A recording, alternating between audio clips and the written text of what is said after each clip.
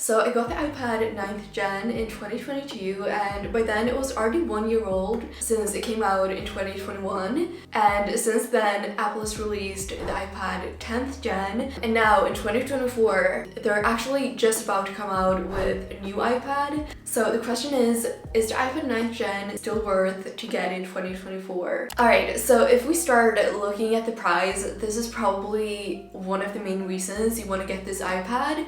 It is probably the most fair price iPad out there. Like, if you want to get an iPad but don't want your bank account affected too much, this is probably the best choice. If you're looking for a basic iPad that does what an iPad is supposed to do and you don't want anything too fancy, then the price point of this iPad at $329 is very reasonable. I actually got this iPad for about $250 during the Black Friday sales, and I would say this is my best purchase. This is the best Apple product I've ever purchased compared to the price. Like, we're used to paying hundreds of dollars for Apple products, so I was really surprised when I got this iPad at such an affordable price point, but it still works so good. And still, to this day, 3 years later, it works perfectly. So yeah, I've never regretted getting this iPad. It didn't break the bank, and now I have an iPad to use for school, bring it with me to cafes, and just working, and just having for watching YouTube and going through my emails at home. But I can also not use it for 2 weeks without feeling guilty because I only spent under $300 on it, which if I would have gotten an iPad for $800 and not used it for a couple of weeks, I would have felt really guilty for kind of wasting money on a device I'm not using every day. So I think if you're not sure you're gonna use your iPad every day, if you kind of just want an iPad for using sometimes when you feel like it, this is the perfect iPad for that. However, if you know you're gonna use your iPad for hours every single day, you probably have some better options than this iPad because it is a little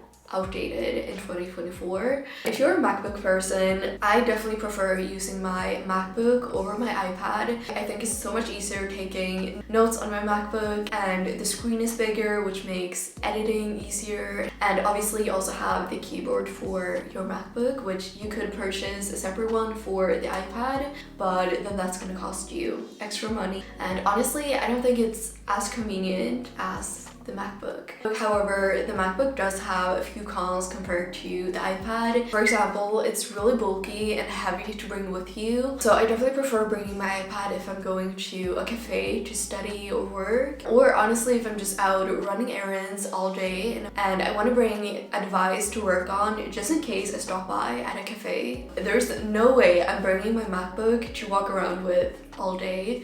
But this iPad is really lightweight, so bringing an iPad with you is a much better choice. And the iPad 9th gen is not the most lightweight on the market, but also I feel like it's not worth spending a few $100s extra for an iPad just to reduce some weight, because honestly I don't think you're gonna feel this when you walk around with it in your bag. But I could be wrong. Obviously if you get an iPad mini, it is gonna be a huge difference to this iPad. But my point is, I've never thought of this iPad as heavy, and I have no problems walking around with it all day. Also, the battery on this iPad lasts for hours. It definitely lasts all day. So if I just charge it up in the morning and then I spend a day outside doing some work at a cafe, it never runs out of battery. I've never had any issues with that. So I would say the battery life is definitely good. I mean, I could imagine spending all day like editing videos,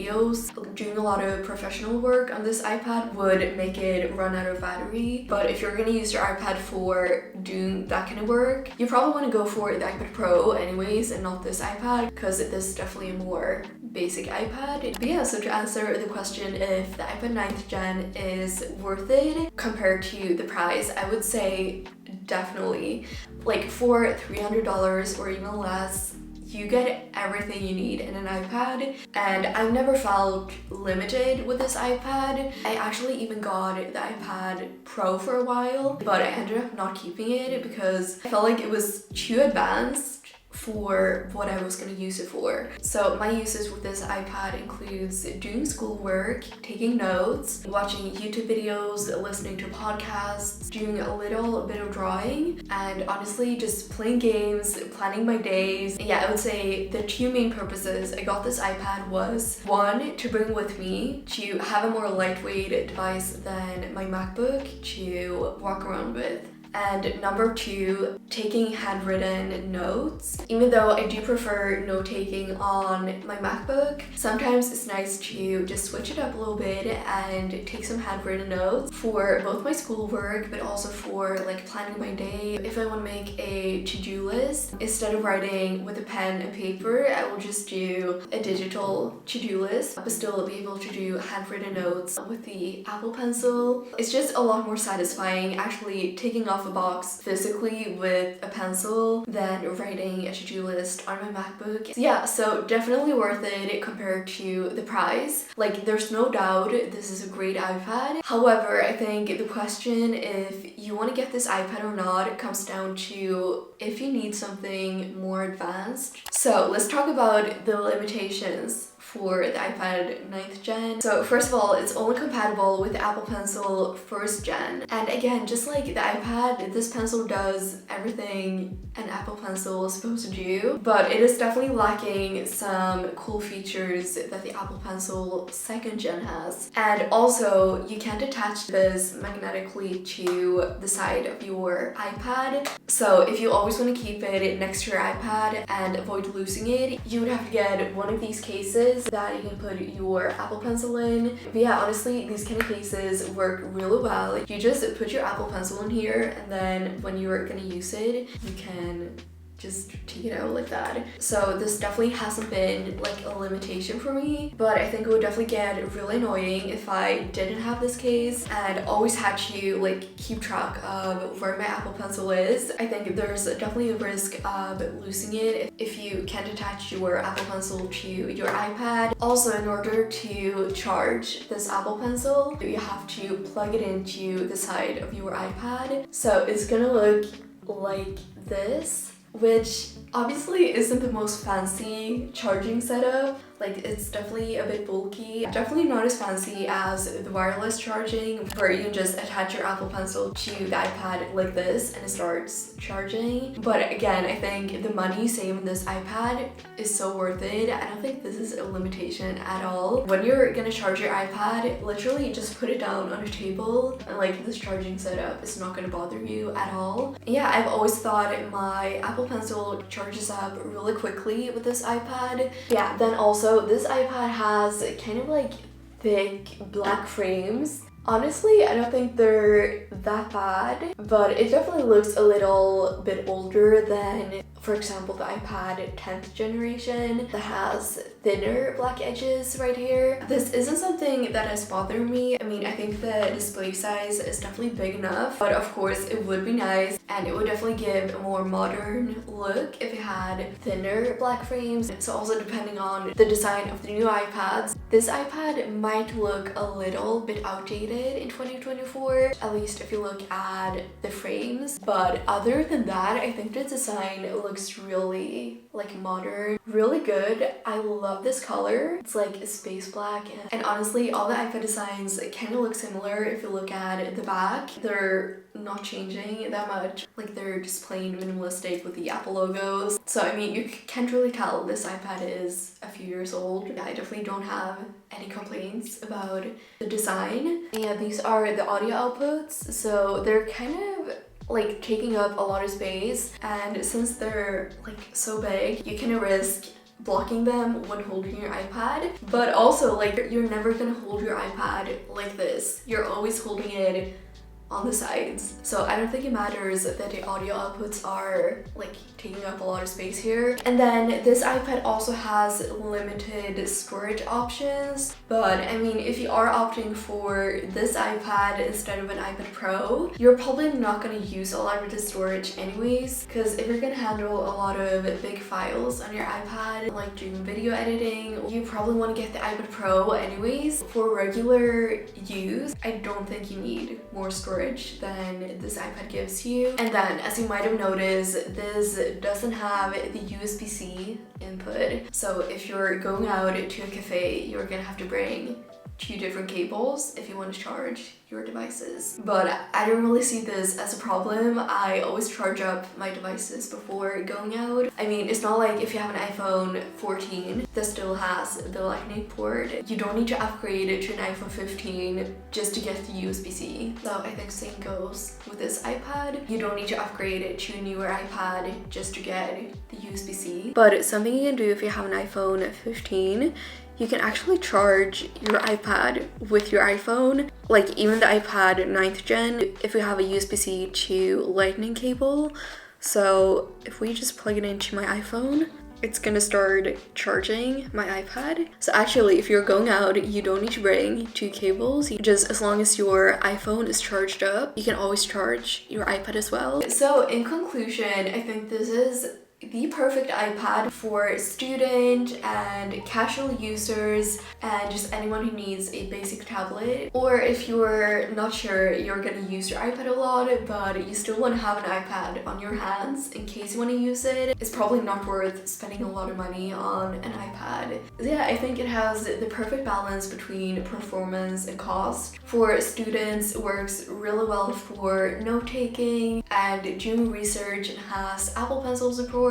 And for playing games, it's definitely capable of handling most games you're gonna play on an iPad. And for just general use, it's perfect for browsing Safari, going through emails, and just consuming content on YouTube and social media. Also, this iPad is actually so good for reading. Like the display quality on this iPad is definitely good enough for reading. However, if you do have the budget and you're able to spend a little bit more on your iPad, there definitely are better options out there with just a fancier screen. They're a bit faster, a little bit better performance. Then you should probably go for an iPad Air or Pro. But as I mentioned, I tried out the iPad Pro and iPad Air, and I feel like the iPad Pro was definitely a waste of money for me because I'm not going to use my iPad for professional stuff like that. And the iPad Air is definitely a good option. It felt like a little bit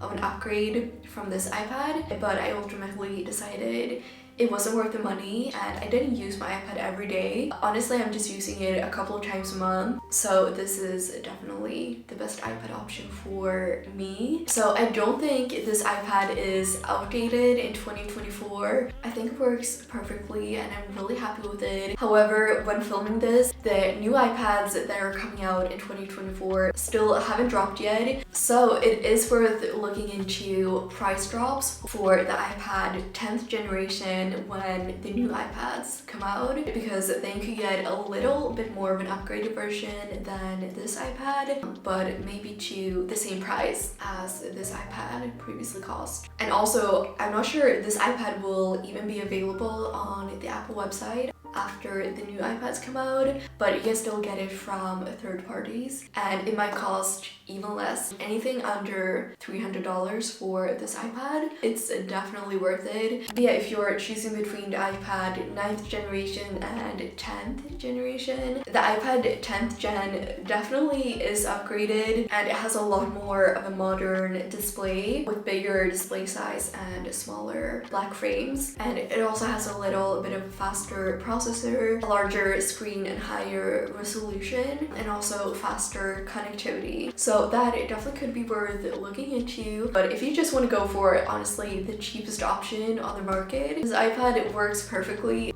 Like, I don't have anything to complain about. But if you have this iPad, please let me know your opinions about it in the comments. If you think it was worth it, if you feel limited by it, or yeah, just any opinions about it. If you want to check out the unboxing of this iPad, I will link it in the description. And I will be doing a new What's on my iPad really soon. So stay tuned, make sure you're subscribed so you don't miss any videos. Thank you so much for watching. I'll see you next time. By the way, this is like a full circle moment because if you remember my iPad unboxing of this iPad, my little puppy was just like 10 weeks old. She was tiny and now she's a year and she's so big, but she still loves just cuddling and sitting here with me when I'm filming.